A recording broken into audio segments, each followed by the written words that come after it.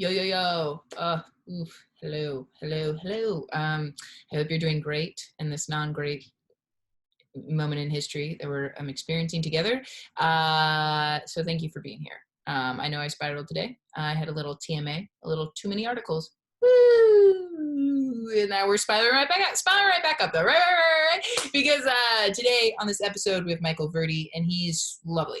So very dynamic, very funny person, and give him some love on Instagram and Twitter at Man with Eyebrows. He also has links on those platforms to roast battles that he has done. Very fun to watch. And Michael runs a virtual open mic. Ha, ha, so fun. Lonebirdcomedy.com. So get in on that. And I'll just leave you with this. It's like a wink, or like a twitch. You know, right? Enjoy, Michael. Uh-huh. Enjoy yourselves. Yeah. Yeah.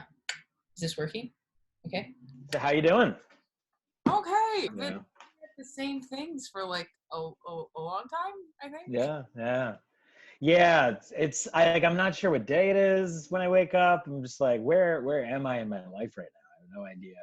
Where are you at? Where are you in your? I'm in my apartment.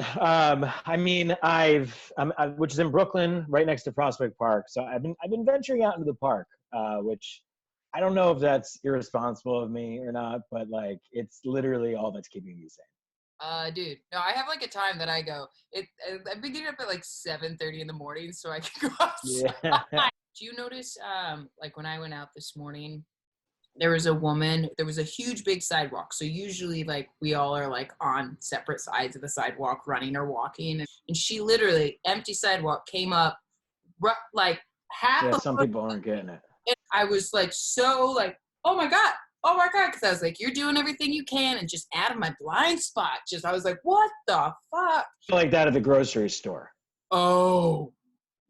I was just like, I got touched by people. I'm like, wow, no one should be touching anyone. Oh, no. This is a no touch. I mean, usually touching, don't get me wrong. Normally, I love to be touched at the grocery store. But it's inappropriate now. Yeah. I can't wait till it's okay to cough in public again. I gotta say, I miss coughing in public. I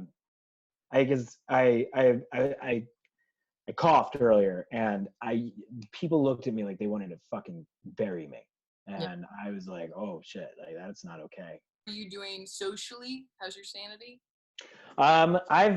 Luckily I live with my fiance and I have a dog. If we're gonna do that marriage thing, I guess we might as well try it out with a quarantine. It's crazy. It's like I proposed and then they're like, yeah, you really want to get fucking married? Watch this. Yeah. And we were immediately put to the test. So when did you guys get engaged? November 30th. Oh. So very recently. Congratulations. Thank you. Oh my God. Are you jobless or job full at this point? I am lucky enough to be one of the few that still has a job. Speaking to you as a comedian, like I am very grateful for the situation that I'm in. Like, but on the comedy side of things, I'm going crazy. Like I'm writing and like I'm trying to participate in like I'm doing an open mic today at 5:00. Virtual comedy scene. Yeah, I think I'm especially learning to appreciate that time that I was on a stage with an entire room of people laughing at my jokes that I worked hard on, and like there's like that nightlife feel to it. There's this kind of padding to your ego, and I think after you do comedy for so long, that those things you start to take for granted, and you're like, oh, like, you know, I'm just a comedian. This is just part of my life. Stop asking me about it. No, I'm not gonna put that in my sketch. You're just kind of annoyed by the experience of it, and then taking 2 weeks away from it, 3 weeks away from it, you're just like, what the fuck, man? Like that, you realize how special it was, and how, you know, I don't know. I feel like I'm a comedian that quit comedy, reflecting on my days of comedy, which is something I never thought I'd be feeling at, you know, the age I'm at now. So I mean, it's weird when something, and it all happens so fast that it's a little jarring to kind of go through. But it's also crazy when you think about performing being so visceral, you know, and like you're saying, like there's a physicality to it. Like just like what happens in your body when you have to get up in front of a group of people. Yeah. Be accountable.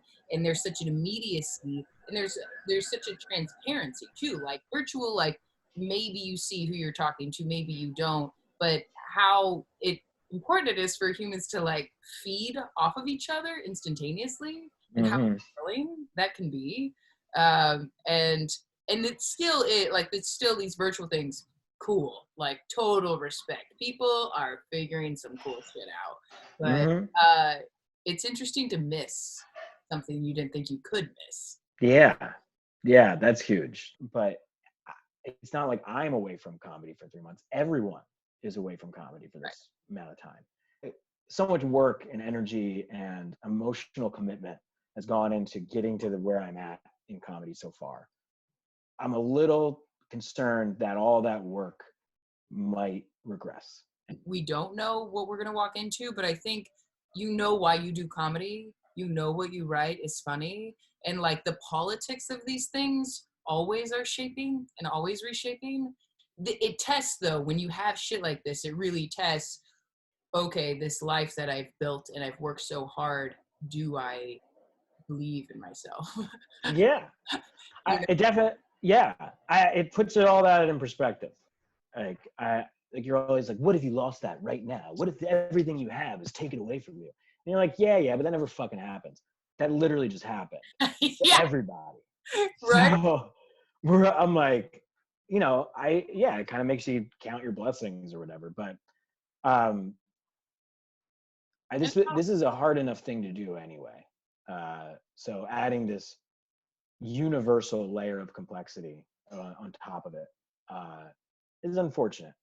So sometimes, when you go through an intense experience, things come up to the surface, like, oh, I missed that friend I had in third grade, or like I never told my mom blank, or oh, that ex that I have, they, I hope that they're okay. Like, have you had any interesting correspondence with anyone from your life? Um, Not to bring it way down, but Clint Knorr is a comic who passed away. And he struggled with cystic fibrosis for a while, so I know he had that. I'm not sure if it was anything linked to the coronavirus or not, but he passed away, and there was a lot of comics posting stuff about it. And I think being in solitude and having time to reflect on that a little bit, I think it kind of made me realize how much more important some of my relationships with comedians are than I give them credit for. Like I think there's part of your self-defense mechanism when you're in comedy is like, their opinion doesn't matter. Like, if people aren't laughing at your jokes or even if you're friends with people like through comedy, but you only really see them in comedy situations, you're kind of like, oh, that's my comedian friend. Like we're like, there's my friends and there's like my comedian friend. At least I was doing that in my head. Right. And I think that particular experience kind of, it was a bunch of bad news being delivered, a bunch of shocking things happening. And then like somebody I know through comedy, who I've hung out with like through comedy and only known through comedy, died.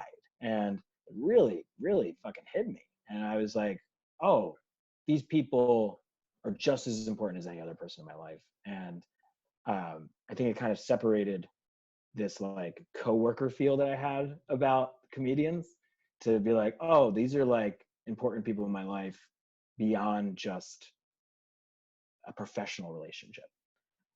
Like, I care for these people. These people as if like comedians are aliens, but you know what I mean? Like that No, kind of. totally. I totally get that. I think that, and I don't know if part of it is just survival, and I don't know if it's just New York energetically, or like I just like have to like these are You the put up walls, man. Yeah. yeah, like these are walls for this. I Mhm. can't bring you all into the ooey gooey and keep you there, or there's not enough energy, and or I won't do a good enough job of being a friend. Yeah. I So like that as a summary of what I just said. It made me realize that I should bring comedians into the ooey gooey. yeah, you gotta. I mean, there's a lot of ooey gooey going on right now. Do you believe in God, or is this experience in any way touched upon a spiritual or religious pondering? Um, Short answer, I don't believe in God. Backup information, some context there. I was raised Catholic, so I still feel an incredible amount of guilt for the sins I commit, regardless of my belief in God. moving away from like a religious or spiritual aspect when it comes to like God or religion, and moving toward like our place on this planet. I think that this is a stark reminder that we are at the whim of the natural world, and like who the fuck was prepared for a virus like this to have the impact that it's had. And I think that when you think about big issues like global warming, and this kind of puts that into perspective. We're like, man, when the floodgates open, the floodgates fucking open, and like we should respect that on a bigger level. Like I think that that my idea of God right now is maybe a little bit more defined as, yo, Mother Nature don't fuck around.